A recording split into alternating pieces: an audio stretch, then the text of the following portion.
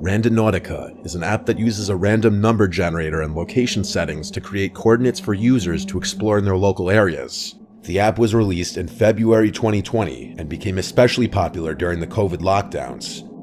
People would often document their findings through video and post them online. Sometimes people find downright creepy things or places, or even find themselves at the scene of a crime. A viewer named David sent me this first story and footage. It was August of 2020. The weather had been good, and so he and a friend decided to use Randonautica out of boredom. They generated 4 anomalies in total, since the first 3 were in someone's backyard or inaccessible locations. In the app, anomalies are points that can be either attractors or voids. Attractors are clusters of random points that are very dense, while voids are clusters with a very low density. The 4th anomaly looked promising, and so the 2 friends drove there. You can see on the screen the street they drove down, followed by the small path they went down after parking. The anomaly had a radius of 470 meters, so it was a fairly big area, but they didn't have to look around for long before making a bizarre and honestly creepy discovery. This is a photograph of the path they walked down, and as they walked down, they stumbled across a note stuck through a stick. On the outside of it, it read, "Write down your cell phone number." When folded open, it read, "I can give you a cell phone number or even an email address. Give me your mail address and I will send you it," with what it is referring to remaining unclear. So you can see, first of all, it says write down your cell phone number. When you fold it open, ich kann dir eine Handynummer geben oder sogar eine E-Mail-Adresse. Gib mir eine Mailadresse und ich sende es dir. So it says somewhere along the lines, I can give you a cell phone number or even an email address. Give me an email address and I'll send it to you.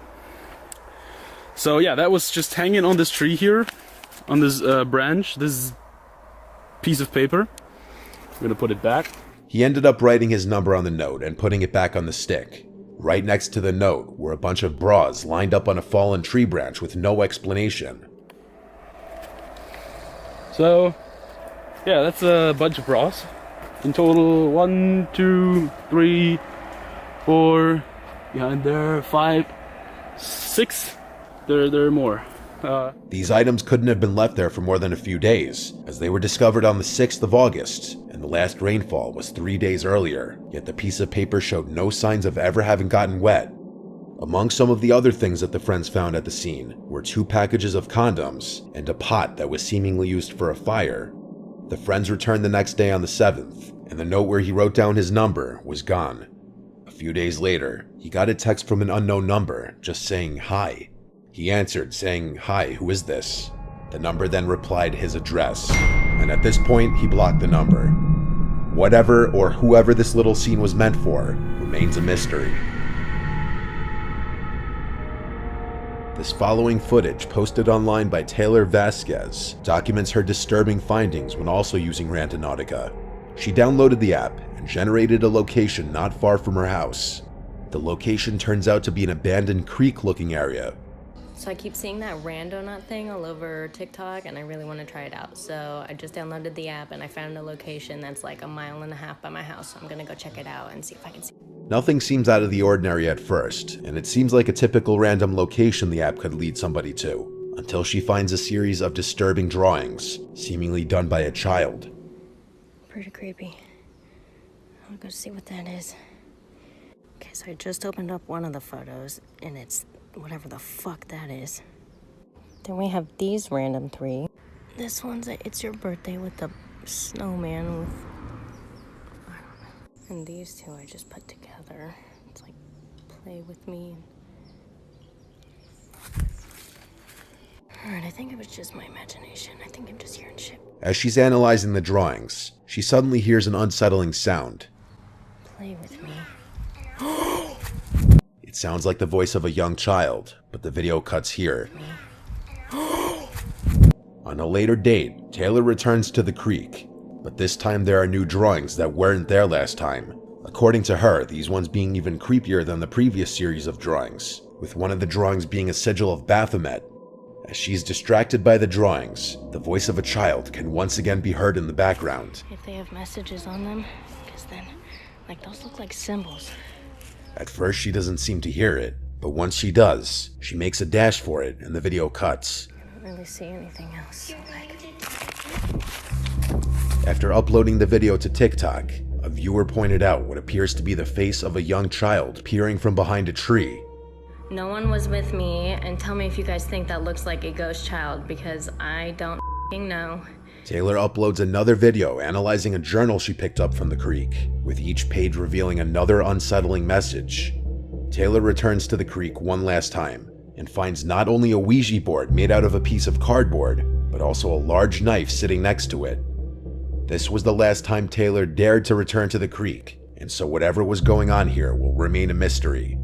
As with many things posted on the internet, there's no 100% proof that this whole series of videos weren't staged. However, there were certain aspects of the videos that viewers feel make them feel more realistic, mainly the weathered-looking pieces of paper that contain the drawings, along with the disturbing image of the child's face in the video. Whether or not this was genuine is really up to the viewer to decide. This story was sent by viewer Davey S.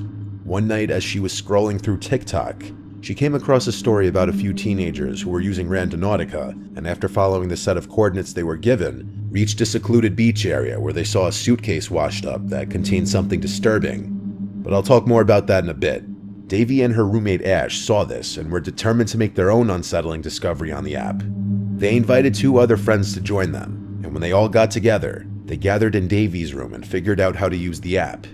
They set a radius around their current location, 29 kilometers, or around 18 to 19 miles. After hitting the button to get the location, a screen popped up telling them to set their intentions for what they want to learn and experience during the outing. The word they inputted was spooky. The location the app gave was eerily close to her house. Davey and her friends live in a rural part of Alabama on Lookout Mountain, and at the bottom of the mountain is an abandoned steel plant among a few other abandoned buildings in a lower income neighborhood. The location it gave the group of friends was 3 streets away from them. The location was on a very long road that led on for miles and miles without any other intersecting streets. The friends gathered into Davey's car with her friend Misa in the passenger seat and her friends Ash and Beck sitting in the back seat. It didn't take long for the girls to get to the street, and as Davey was about to turn left, she looked at the street sign Owl's Hollow Road. Davey's friends went from loud and excited to instantly quiet as she said, "We're here." Davey continued driving down this dark road surrounded by trees and no street lamps. It was pitch black and around 1 a.m., so the group was definitely feeling the creepiness factor kicking in. As they approached the destination, Davey pulled to the side of the road. At this point, all 3 of Davey's friends were becoming apprehensive about the whole thing, as they saw a very dark trail that led into the woods.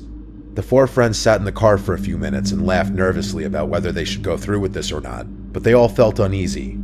The group started to agree that it felt like they were being watched. Despite being in a locked car, they felt vulnerable being alone with just a dying phone and a switchblade, so they all agreed to leave, and they pulled off further down the road.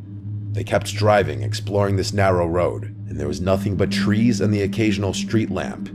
Davey was getting tired and decided to just do a 3-point turn on the very narrow road and go back home. There was a sense of relief, until the group realized they had to pass the trail again. As they passed it, Davey looked in her rearview mirror and saw what seemed to be a hooded male figure standing in front of the trail. She pressed the gas even harder, but she didn't tell her friends what she saw because she didn't want to scare them. The friends briefly talked about that night before going to sleep around 2 a.m. The next morning, Beck went home and Davey took Ash to work.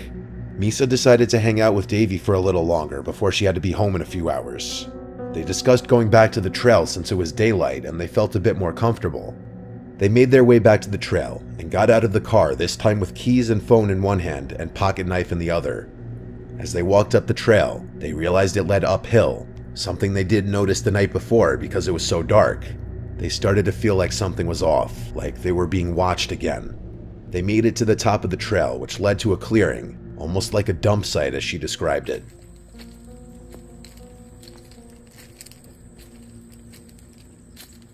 There were tires, fast food garbage, household items, etc. The 2 started looking around some more and came across a bunch of mattresses scattered throughout the clearing. The disturbing part was the mattresses were made beds, Pillows, blankets, sheets, all that you'd expect on a made bed. The sight was so unsettling that the two friends agreed to leave.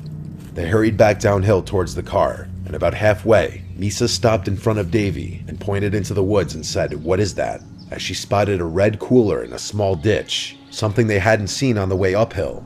They stepped down into the ditch to examine it, and as they walked over to it, all the two friends could smell was the stench of something rotting. Upon looking around the surrounding area, she spotted a dead cat carcass lying a few meters away. Avoiding getting too close to the dead carcass, she grabbed a big stick and tilted the cooler upright, which had a bit of weight to it, making it difficult. Something could be heard sloshing around inside of it like it was full of ice. She shoved the stick into the top of it and opened it slightly, and when it opened, a gust of hot, moist, putrid air hit Davy in the face. Bugs and maggots immediately started coming out of the cooler, along with a horrid smell of decaying overpowering the smell of the cat. Upon opening it a little more, what she saw was a wad of wet, matted black hair. Davy ran back to Misa and yelled to get in the car. The two sped down the road as Misa frantically asked Davy what was in the cooler, but she couldn't open her mouth in fear of puking. After driving a little ways up the road, hoping to find a driveway to assist in turning around, Davy eventually gave up and did another really tight three-point turn on the narrow road, but the two would have to pass the trail one more time. As they did, Davy noticed some pieces of wood in the road that had not been there before. She looked around and saw the same hooded male figure from the night before, standing in the woods. She drove her car over the pieces of wood, damaging the bottom of her front bumper, and then sped off back home. She and her friend returned to the trail one more time since this incident to record the trail, which was the footage you've been seeing. Davy has deleted the Randonautica app and not used it since. Earlier I had mentioned that there was a video that inspired Davy and her friends to try the app themselves. That video was filmed by a couple TikTok users, who each posted their own angles of the video. Guys, we found a suitcase at the Gabby, go. I'll hold your stuff. I don't know. Bro. Oh, wait, open it. Like, we're gonna find nothing. Open it. It's It stinks, y'all. It washed up. It's Oh. Oh. Okay, so she made. Okay, so she's calling the police so we can see if it's actually a dead body or it's just food. What do I found a suitcase on the point in Alpine Beach. And Yeah, here's the crime scene. so we just found this suitcase and we're gonna get it. Okay, so they're like opening it up with the sticks because we don't want to. Guys, there's a bag. There's a bag, like a black bag in there. The Randonautica app generated a location that led them to a rocky breakwall below a jetty at the shore of Alki Beach in West Seattle, when they found a mysterious black suitcase washed up on a bunch of rocks under the bridge. As they approached the suitcase, they realized there was a foul odor emitting from the suitcase, and the contents of the suitcase may be more disturbing than they had initially thought. The teens called the police, but with Seattle police response times being notoriously slow, the police took 3 to 4 hours to show up, and by that time, the tide had risen enough to where the suitcase had washed away. It took a scuba team to retrieve the suitcase and its contents. The contents were indeed quite disturbing. The remains of a couple, Jessica Lewis, who was 35, and Austin Wenner, who was 27, were found inside of the black garbage bag inside the suitcase. Their murderer was their landlord, Michael Dudley, who the pair had previously argued with regarding their rent payments. It was reported by neighbors that on the night of the pair's murder, a male voice could be heard screaming, "Please don't do this, just let me leave," before gunshots were fired, and this was reportedly 10 days before the suitcase was found. The videos had eventually been taken down by the teens. With so many people using an app that's designed to send you to randomly generated places, it's inevitable that sometimes people are going to run into some horrific things that they were not supposed to find. So if you do use the app or anything like it, it's best to just stay alert to your surroundings.